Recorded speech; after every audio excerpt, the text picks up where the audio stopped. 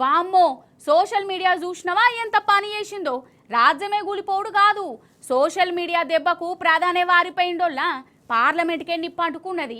మంత్రులు దెబ్బలు తిన్నారు. గా నేపాల్ దేశం గురించి చెప్తున్నానోళ్ళ ఆడ లొల్లులు పంచాయతీలు ఘోరం అంటే ఘోరంగా అవుతున్నాయి కాదు.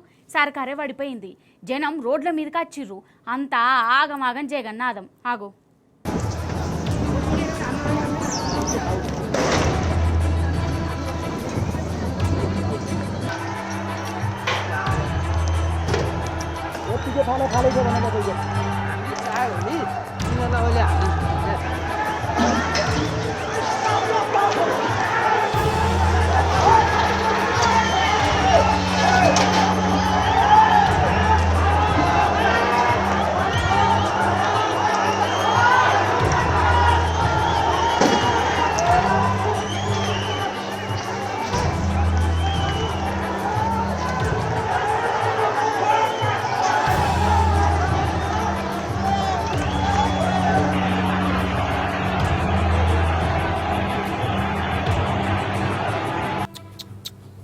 ఘోరం అంటే ఘోరం పోర్రి.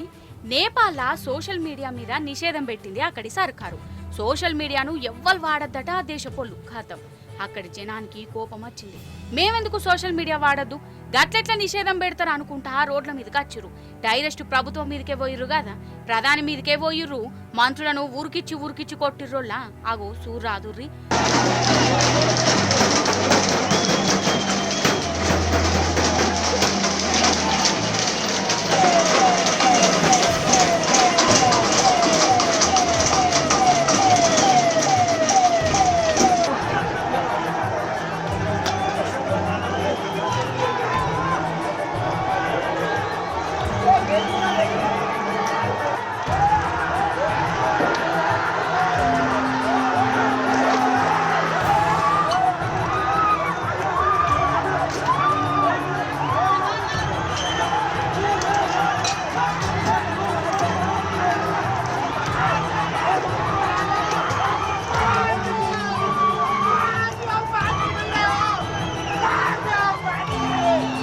ఇంకా ఘోరమైన ముచ్చటేంటిదంటే మాజీ ప్రధానింటికి జనం నిప్పు పెట్టిరు.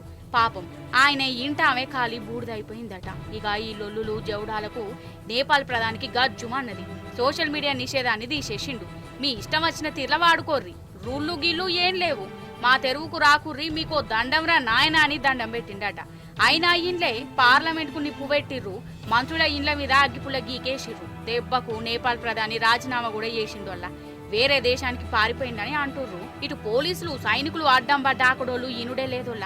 పానాలైనా అడ్డం పెడతాం గాని మాకు రూలు పెట్టుడైంది, మమ్మల్ని ఎవర్రా ఆపేది అనుకుంటా ఇగో గిట్లా దూసుకపోయిర్రోళ్ళ. ఇప్పుడైతే ఆ దేశం మింట్రోల చేతులకు పోయిందట. కానీ చూడు ఎంత పనైందో కథ.